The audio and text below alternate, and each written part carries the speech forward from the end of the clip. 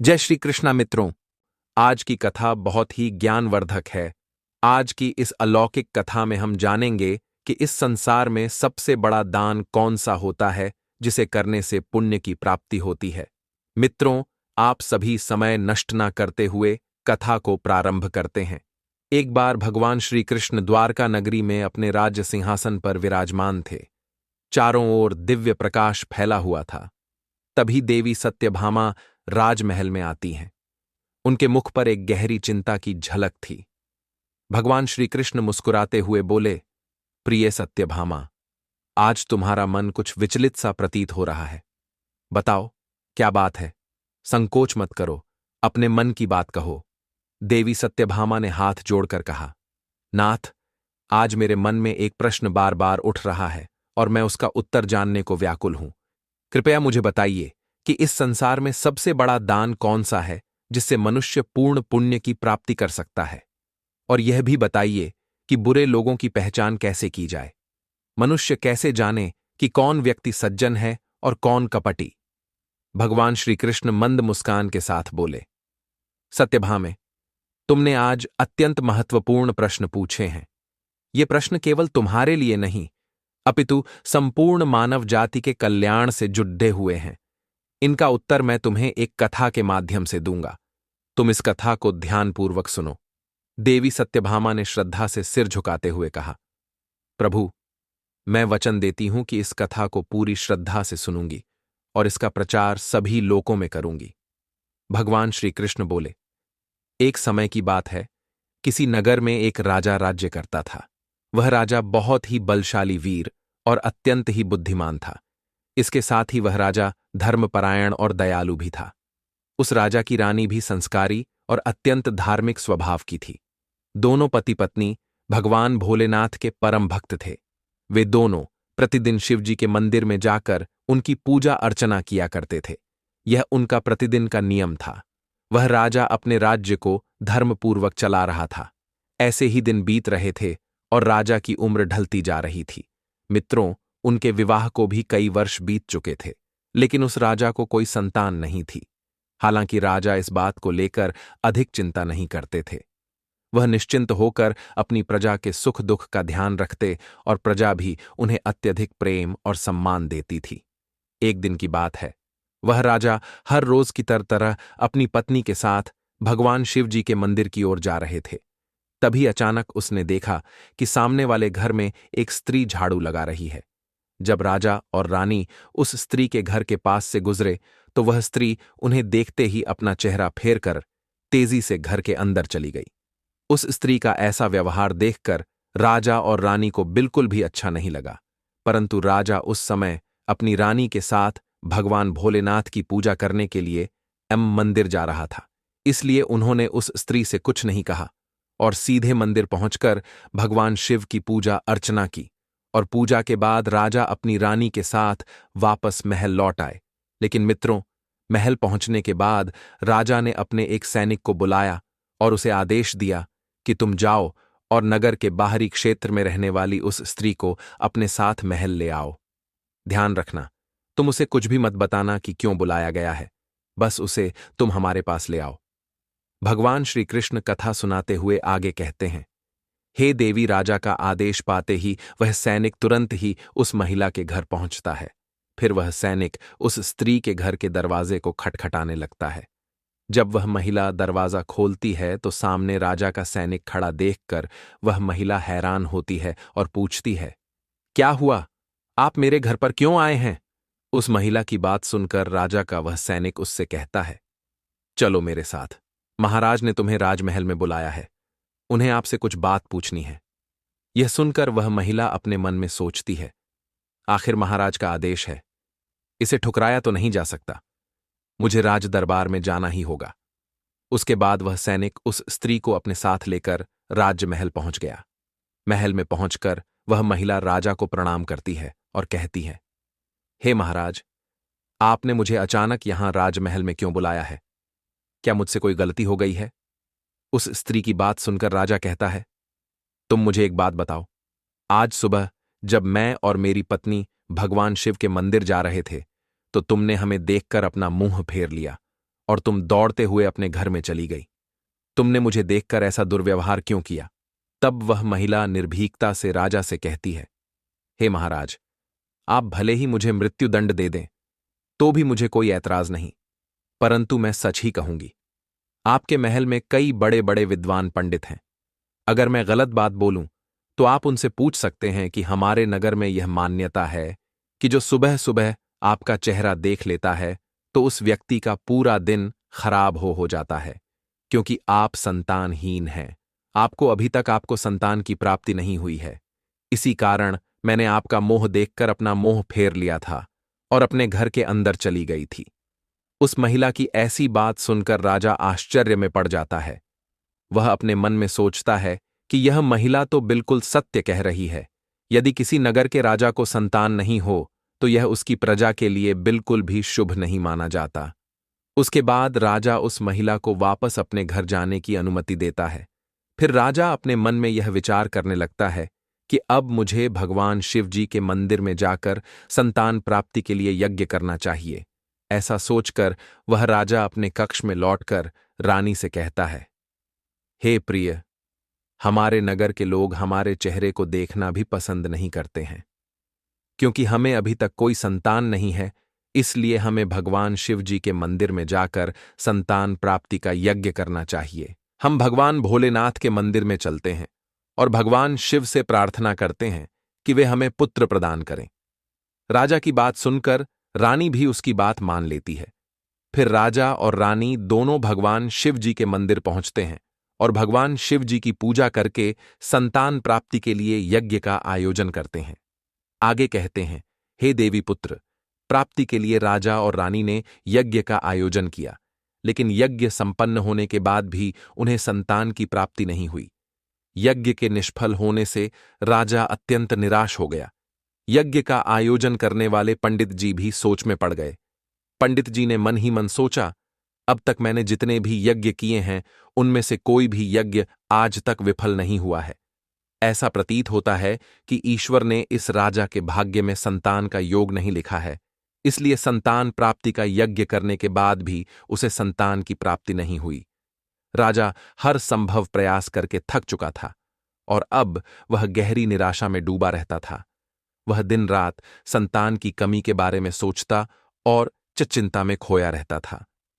एक दिन सिंहासन पर बैठे बैठे राजा को अचानक एक बात याद आती है कि दूसरे नगर के वन में एक महात्मा जी निवास करते हैं, जिनकी ख्याति दूर दूर तक फैली है। राजा के मन में विचार आता है कि शायद उन महात्मा के पास मेरे इस कष्ट का कोई समाधान हो। अगर मैं उनके पास जाऊं तो संभवतः वे मुझे पुत्र प्राप्ति का कोई उपाय बता सके। मुझे उनके पास जाना चाहिए।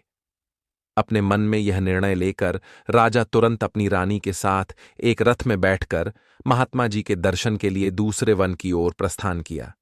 कुछ समय के बाद वे दोनों वन में पहुंच गए। रथ से उतरकर राजा और रानी दोनों जंगल के भीतर जाने लगे। ऊंचे नीचे रास्तों से गुजरते हुए वे महात्मा के आश्रम की ओर बढ़ने लगे। भगवान श्री कृष्ण कथा सुनाते हुए आगे कहते हैं, हे देवी। फिर राजा और रानी वन के भीतर महात्मा जी की कुटिया के पास पहुंच जाते हैं। वहां वे देखते हैं कि महात्मा जी एक विशाल वृक्ष के नीचे ध्यान मग्न होकर साधना में लीन है। यह दृश्य देखकर राजा और रानी कुछ देर तक खामोशी से खड़े रहे ताकि महात्मा जी की साधना में कोई विघ्न न आए। दोनों हाथ जोड़कर विनम्रतापूर्वक महात्मा जी के सामने खड़े रहते हैं। कुछ समय बाद महात्मा जी अपनी साधना से बाहर आते हैं और अपनी आंखें खोलते हैं। तब वे देखते हैं कि राजा और रानी उनके सामने अपने दोनों हाथों को जोड़कर खड़े हुए हैं। वे महात्मा जी उस राजा को अच्छी तरह से जानते भी थे, इसलिए वे राजा को देखते ही पहचान लेते हैं और राजा से मुस्कुराते हुए कहते हैं, हे राजन, आज आप यूं अचानक से हमारे पास किस प्रयोजन से पधारे हैं? तब राजा ने नम्रता से महात्मा जी को प्रणाम किया और अपनी व्यथा महात्मा जी को कह सुनाई। उसने बताया कि कैसे उन्होंने पुत्र प्राप्ति के लिए यज्ञ किया, परंतु सभी व्यर्थ गए। यह सब सुनने के बाद महात्मा जी कुछ क्षणों के लिए मौन हो गए और अपनी आंखें बंद कर लीं। वे ध्यानरत होकर राजा के जीवन की घटनाओं का आंतरिक दृष्टि से अवलोकन करने लगे। कुछ समय बाद महात्मा जी ने अपनी आंखें खोलीं और गंभीर स्वर में बोले, राजन, मैंने आपके जीवन का एक ऐसा सत्य देखा है जिसे सुनकर आपको कष्ट हो सकता है। आपके पिछले जन्म में किए गए एक पाप का फल इस जन्म में आपके ऊपर भारी पड़ा है। आपने पिछले जन्म में एक ऐसा घोर पाप किया था जिसके परिणाम स्वरूप इस जीवन में आपके भाग्य में संतान प्राप्ति का योग्य नहीं है। इसी कारण से आपके सभी प्रयास निष्फल हो रहे हैं। महात्मा जी की बातें सुनकर राजा उनके चरणों में गिर पड़ा और विनती करते हुए बोला, हे महात्मा, कृपा करके आप ऐसा मत कहिए। आप ही हमारे दुख को हरने का कोई उपाय बताइए। राजा की व्याकुलता देखकर महात्मा जी ने उसे सहारा देकर अपने चरणों से उठाया और बोले, हे राजन, इतनी अधीरता आपको बिल्कुल भी शोभा नहीं देती। मैं अभी आपको आपके इस कष्ट का निवारण करने का उपाय बताता हूं, जिसे करने के बाद आपको अवश्य ही पुत्र की प्राप्ति होगी। इतना कहकर वे महात्मा जी अपनी कुटिया के भीतर जाते हैं और एक कटोरी में खीर लेकर बाहर आ जाते हैं। उन्होंने वह खीर राजा को देते हुए कहा, राजन, महल पहुंचकर आप और रानी साहिबा दोनों ही स्नान आदि के बाद इस खीर को प्रसाद के रूप में ग्रहण करें। ऐसा करने से आपको निश्चित ही पुत्र की प्राप्ति होगी। परंतु राजन, आप मेरी एक बात याद रखना, इस पुत्र की आयु मात्र 20 वर्ष की ही होगी। जिस दिन आपके पुत्र की आयु 20 वर्ष की होगी, उसी दिन उसकी मृत्यु हो जाएगी। महात्मा जी की इस बात को सुन राजा गहरी सोच में डूब गया। वह अपने मन में सोचने लगा, चलो 20 वर्ष के लिए ही सही, कम से कम इस संतानहीनता का कलंक तो मिट जाएगा, हमें संतान का सुख तो मिलेगा। राजा ने मन ही मन इस बात को स्वीकार कर लिया और महात्मा जी से निवेदन किया, हे महात्मा, आपका आशीर्वाद और मार्गदर्शन स्वीकार है, कृपा करके हमें यह अवसर दे। महात्मा जी ने मुस्कुराते हुए राजा को आशीर्वाद दिया। राजा और रानी ने महात्मा जी को प्रणाम किया और महल की ओर लौट चले। इसके बाद महल पहुंचकर राजा और रानी स्नान आदि कर भगवान भोलेनाथ जी का प्रसाद मानते हुए श्रद्धा से उस खीर को ग्रहण करते हैं। मित्रों, उसके कुछ ही दिनों बाद रानी गर्भवती हो जाती है। जब राजा ने यह शुभ समाचार सुना तो वह भी खुशी से झूम उठा। संतान प्राप्ति का यह सुखद समाचार सुनने के बाद राजा ने महात्मा जी के प्रति अपनी कृतज्ञता प्रकट करने का निश्चय किया। राजा अपने रथ में ढेर सारे फल फूल वस्त्र और अन्य भेंट सामग्रियां रखकर वन में महात्मा जी की कुटिया की ओर चल पड़ा। कुटिया के निकट पहुंचकर राजा ने अपने रथ को रोक दिया और विनम्र भाव से नीचे उतरकर महात्मा जी के पास पहुंचा। राजा ने उनके पास जाकर सभी वस्त्र फल फूल उन्हें समर्पित किए और गहरे आदर के साथ प्रणाम करते हुए कहा, हे महात्मा, आपकी ही कृपा से हमें संतान प्राप्ति का सुख प्राप्त हुआ है, इसीलिए आप मेरी यह छोटी सी भेंट कृपा करके स्वीकार करें। महात्मा जी राजा की विनम्रता और कृतज्ञता से अत्यंत प्रसन्न हुए। उन्होंने राजा की भेंट को स्वीकार कर उसे आशीर्वाद दिया और कहा, राजन, तुम्हारी भक्ति और संकल्प ने ही तुम्हारे जीवन को फलित किया है, वह अनमोल है। जाओ, तुम्हारी संतान वाण और धर्मनिष्ठ हो। उसके बाद राजा ने महात्मा जी का आशीर्वाद पाकर उनसे विदा ली और अपने महल लौट आए। महल लौटकर राजा बहुत ही खुशियां मनाता है। भगवान श्री कृष्ण कथा सुनाते हुए आगे कहते हैं, हे देवी, ऐसे ही दिन बीत रहे थे। आखिरकार वह शुभ दिन आया जब राजा के यहां एक पुत्र का जन्म हुआ। पुत्र के जन्म से जैसे महल में खुशियों की बयार बहने लगी। राजा ने पुत्र प्राप्ति की खुशी में पूरे नगर में उत्सव का आयोजन किया। उसका नाम सिद्धार्थ रखा गया। वह बालक अपने पिता के ही गुणों का प्रतीक बनते हुए बड़ा होने लगा। वह अपने पिता की तरह ही धर्मनिष्ठ था। उसमें आत्मानुभूति, शौर्य और भक्ति के गुण प्रकट होने लगे, जिसे देखकर राजा का हृदय गर्व से भर उठता। सिद्धार्थ के गुणों और आचरण को देखकर सभी आश्वस्त थे कि वह एक दिन अपने पिता की तरह महान राजा बनेगा। जैसे जैसे समय बीता, राजा का हृदय गर्व और खुश से भरता गया। संतान सुख की प्राप्ति ने उसकी सभी चिंताओं को मानो हर लिया था और वह अपने पुत्र में संपूर्ण संसार का आनंद खोजने लगा। वह राजा पुत्र के प्रति अपने स्नेह में इतना डूब गया कि वह यह महत्वपूर्ण बात भी भूल बैठा कि उसके पुत्र की आयु मात्र 20 वर्ष तक की है। भगवान श्री कृष्ण कथा सुनाते हुए आगे कहते हैं, हे देवी, फिर एक दिन जब उस राजा को यह बात याद आती है कि उसके पुत्र की आयु मात्र 20 वर्ष की ही है, इसलिए जब राजा के पुत्र सिद्धार्थ की आयु 15 वर्ष हो जाती है, तब वह राजा दिन रात पुत्र के भविष्य को लेकर व्याकुल रहने लगा। इस बीच एक अन्य नगर में एक महापराक्रमी राजा का राज्य था।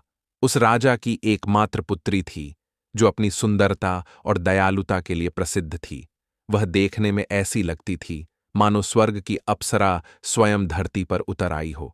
वह बहुत ही दानी स्वभाव की थी, क्योंकि उसने अपने माता पिता से धर्म और संस्कारों की शिक्षा ली थी, इसलिए उसका हृदय करुणा और उदारता से भरा हुआ था। उस राजा की पुत्री भी अपने गुणों के साथ बड़ी हो रही थी। एक दिन जब सिद्धार्थ के पिता को यह बात पता चली कि दूसरे नगर में एक पराक्रमी राजा राज्य करता है, जिसकी पुत्री गुणों की खान है और साथ ही वह अत्यंत सुंदर भी है, तो राजा ने अपने मन में सोचा कि ऐसी धर्मात्मा और तेजस्वी कन्या के साथ अपने पुत्र सिद्धार्थ का विवाह करना उचित रहेगा।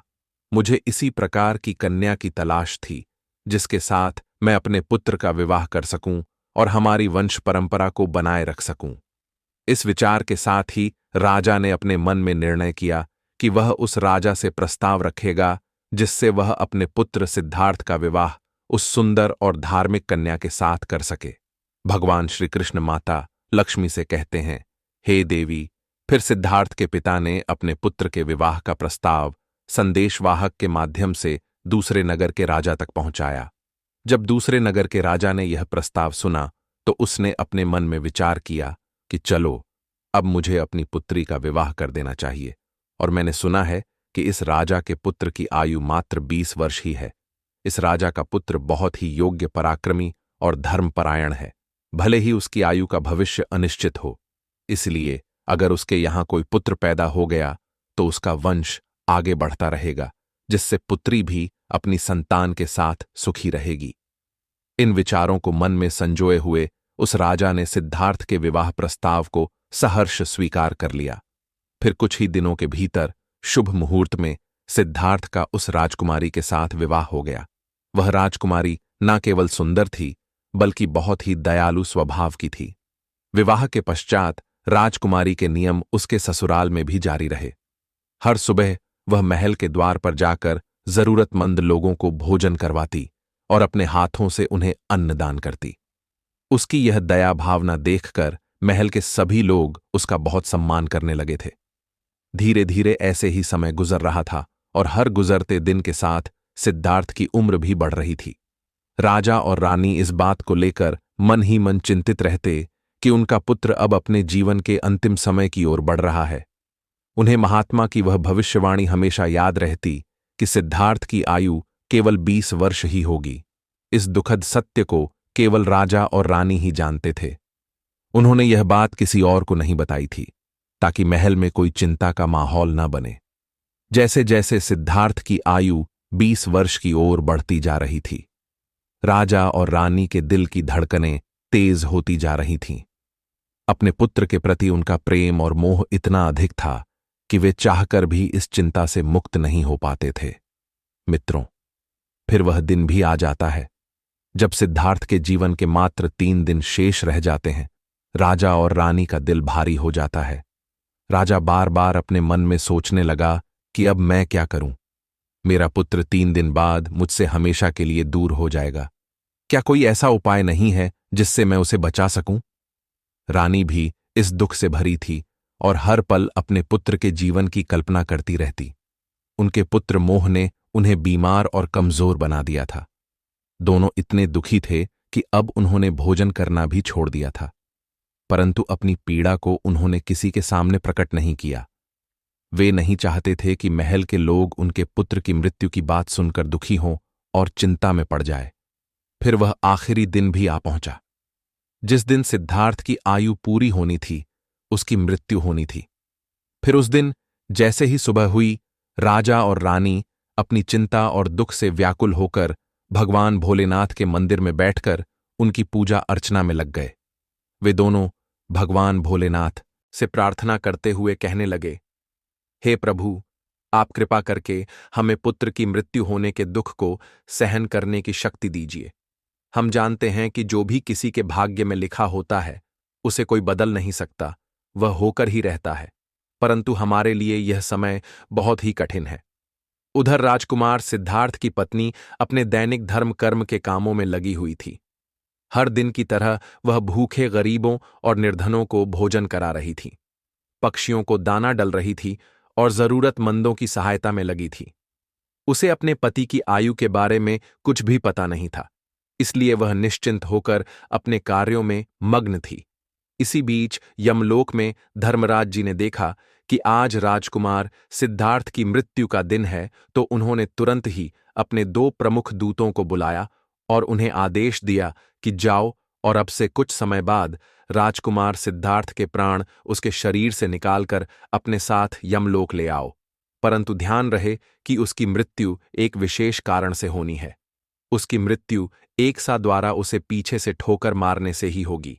जब वह सांड राजकुमार सिद्धार्थ को पीछे से ठोकर मारेगा, तभी उसके प्राण हमारे पास आ सकेंगे। इसके लिए तुम दोनों एक सांड के पास जाकर उसे राजकुमार सिद्धार्थ की मृत्यु के लिए प्रेरित करो। धर्मराज के आदेशानुसार वे दोनों दूत यमलोक से धरती पर जाने के लिए तत्पर हो गए। भगवान श्री कृष्ण माता लक्ष्मी से कहते हैं, हे देवी, वे दोनों यमदूत राजकुमार सिद्धार्थ के प्राण लेने के लिए आकाश मार्ग से होते हुए पृथ्वीलोक पहुंच जाते हैं। दूसरी ओर धर्मराज की माया के प्रभाव से एक सांड ने अपने मन में सोचा कि आज मुझे राजमहल के सुंदर बगीचे में प्रवेश करना चाहिए और वहां घूमना चाहिए। मुझे देखना चाहिए कि राजमहल का बगीचा कैसा है। फिर बिना किसी रुकावट के वह सांड धीरे धीरे चलते हुए महल के बगीचे में जा पहुंचा। संयोग से यह वही बगीचा था जहां राजकुमार सिद्धार्थ प्रतिदिन टहलने के लिए आते थे।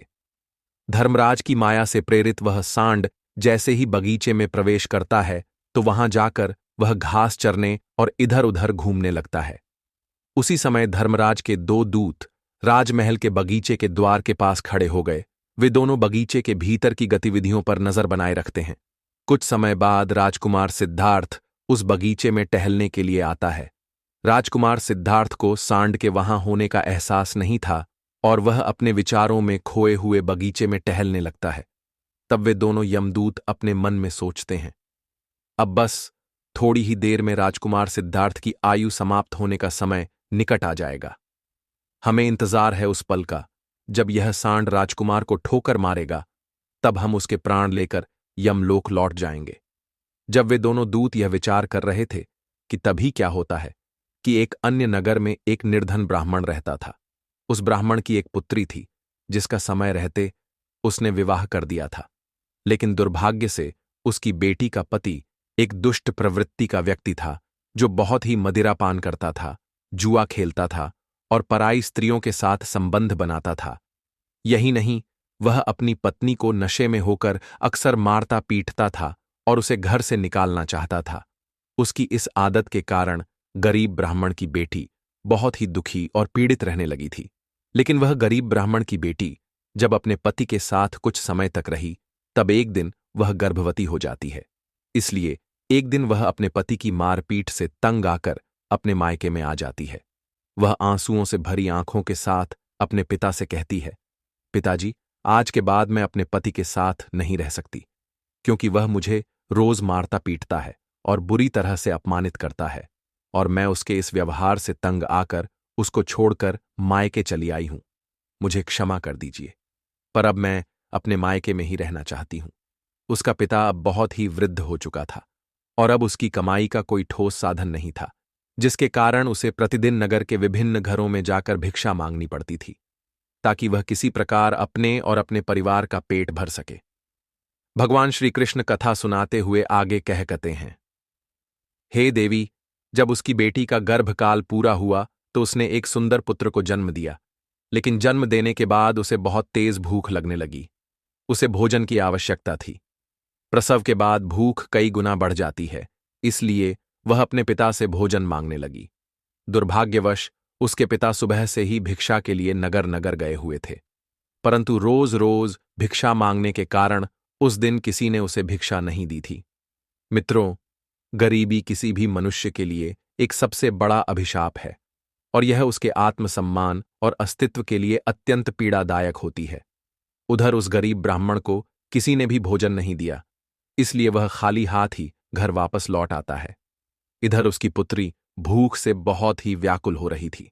जब वृद्ध ब्राह्मण निराश होकर खाली हाथ घर लौटा और उसकी बेटी ने उसे बिना भोजन के आते देखा, तो वह दुखी होकर रोते हुए अपने पिता से बोली, पिताजी, अब मुझसे भूख सहन नहीं होती।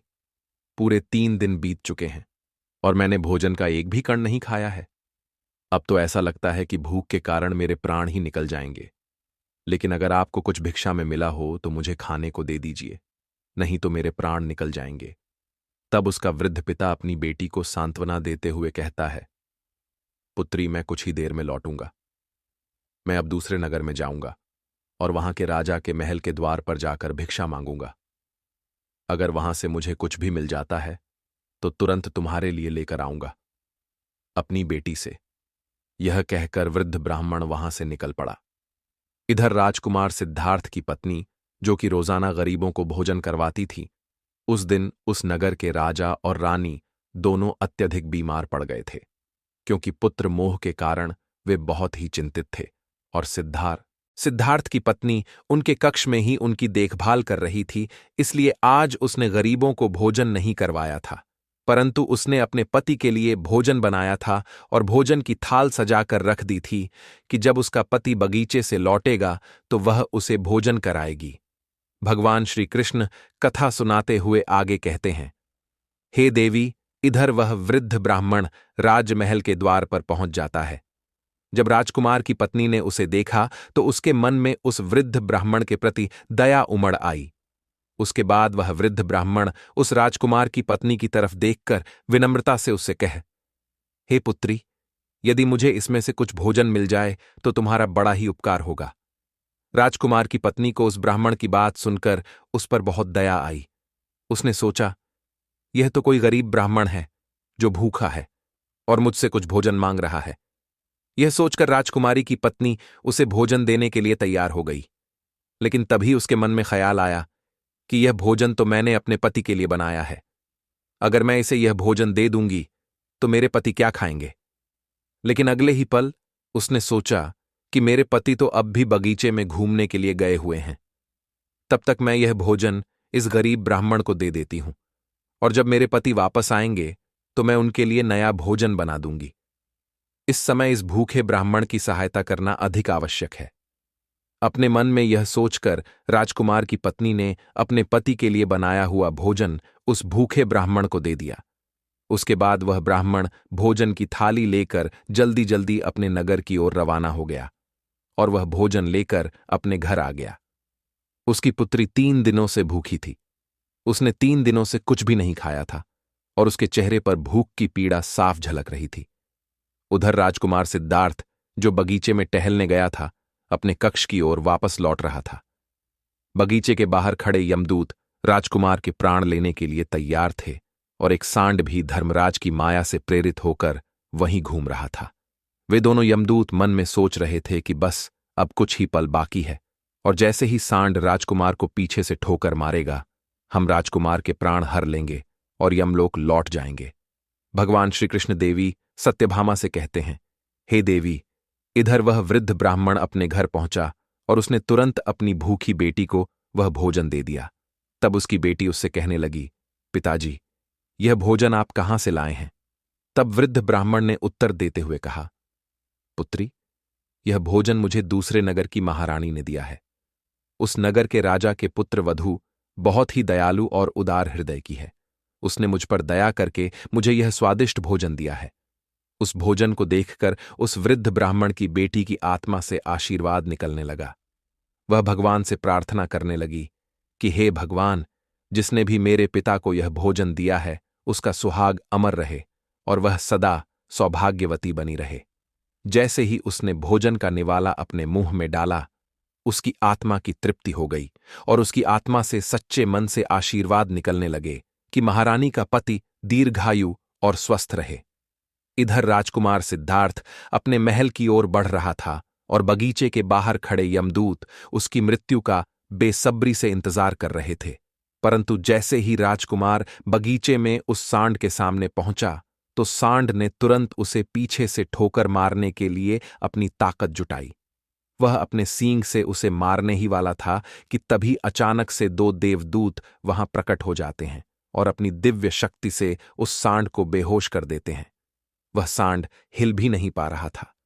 उसमें आगे बढ़ने की बिल्कुल भी शक्ति नहीं बची थी। इस पर वह सांड अपने मन में सोचने लगा कि यह मुझे क्या हो गया। अभी तो मैं इस राजकुमार को पीछे से ठोकर मारने आया था और अब मैं खुद ही चलने में असमर्थ हूं। उसकी समझ में नहीं आ रहा था कि यह सब कैसे और क्यों हो रहा है। भगवान श्री कृष्ण देवी सत्यभामा से कहते हैं, हे देवी, यह सब उस ब्राह्मण की भूखी बेटी के आशीर्वाद का प्रभाव था जो उसने भोजन करते समय दिया था।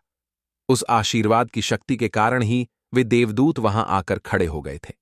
इसके बाद वे देवदूत यमराज के उन दूतों से कहते हैं, हे यमदूतों, तुम इस राजकुमार के प्राण नहीं ले सकते।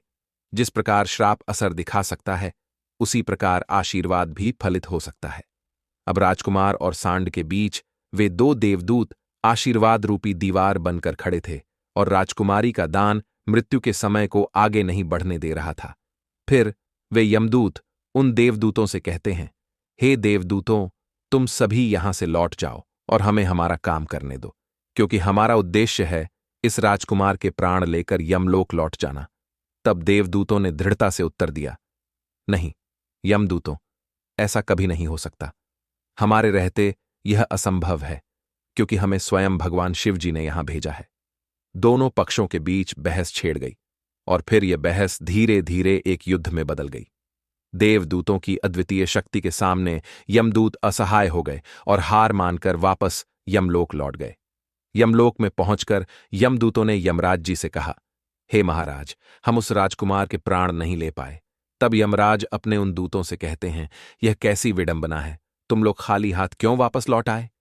यमराज जी की बात सुनकर यमदूत यमराज जी से कहते हैं, हे महाराज, हम उस राजकुमार के प्राणों को लेने के लिए गए थे, लेकिन अचानक से पता नहीं दो देवदूत हम सामने आकर खड़े हो गए और उन दोनों के सामने हमारी कोई भी शक्ति काम नहीं कर पाई। यमराज यह सुनकर सोच में पड़ गए और बोले, ऐसी कौन सी बड़ी शक्ति है जो उस राजकुमार की मृत्यु के मार्ग में बाधा बन रही है? फिर वे यमदूत यमराज जी से कहते हैं, हे महाराज, एक तो उसके दान की शक्ति और आशीर्वाद की शक्ति, जिसने देवदूतों को और भी शक्तिशाली बना दिया है। तब यमराज जी अपने दूतों से कहते हैं, लगता है यह कार्य तुमसे नहीं हो पाएगा। तुम लोग रहने दो, मुझे स्वयं पृथ्वी लोक पर जाकर उस राजकुमार के प्राण लेने होंगे। भगवान श्री कृष्ण कथा सुनाते हुए आगे कहते हैं, हे देवी, अपने दूतों से इतना कहकर यमराज जी स्वयं पृथ्वी लोक पर पहुंच जाते हैं और वहां उन देवदूतों से यमराज जी कहते हैं, हे देवदूतों, क्या तुम लोग नहीं जानते कि विधि का विधान अटल है? जब किसी की आयु पूरी हो जाती है तो उसे यमलोक जाना ही होता है, और इस राजकुमार की भी आयु अब पूर्ण हो चुकी है, इसलिए मैं इसके प्राण लेने आया हूं। तब देवदूतों ने यमराज से कहा, हे प्रभु, आप हमें बताइए कि ब्रह्मा जी और श्री कृष्ण तक को भी श्राप का प्रभाव सहना पड़ा था। यदि श्राप का मान रखा जा सकता है तो क्या आशीर्वाद का मान नहीं रखा जा सकता? इस राजकुमार को भूखे को भोजन देने का आशीर्वाद प्राप्त है। उन देवदूतों की बात सुनकर यमराज जी उन देवदूतों से कहते हैं, आप लोग सत्य कह रहे हैं, परंतु अब मुझे क्या करना होगा? तब वे देवदूत यमराज जी से कहते हैं, हे प्रभु, आप इस राजकुमार की आयु 100 वर्ष कर दीजिए। इसके बाद ही आप इस राजकुमार के प्राणने के लिए पधार सकते हैं, और यही भगवान शिव का भी आदेश है। उन देवदूतों की बात मानकर यमराज जी ने राजकुमार सिद्धार्थ की आयु 100 वर्ष कर दी और वापस यमलोक लौट गए। भगवान श्री कृष्ण कहते हैं, हे देवी, इस प्रकार एक भूखे को भोजन देने के पुण्य के कारण उस राजकुमार की मृत्यु टल गई और उसकी आयु भी बढ़ गई। इसी कारण कहा जाता है कि अन्नदान सबसे बड़ा दान है। किसी भूखे को दिया गया अन्न अश्वमेध यज्ञ के फल के बराबर होता है। यदि आपको यह कथा अच्छी लगी हो तो चैनल को सब्सक्राइब करें और साथ ही कमेंट बॉक्स में सच्ची श्रद्धा से जय श्री कृष्णा जरूर लिखें। मित्रों, वीडियो देखने के लिए आप सभी का हृदय से धन्यवाद।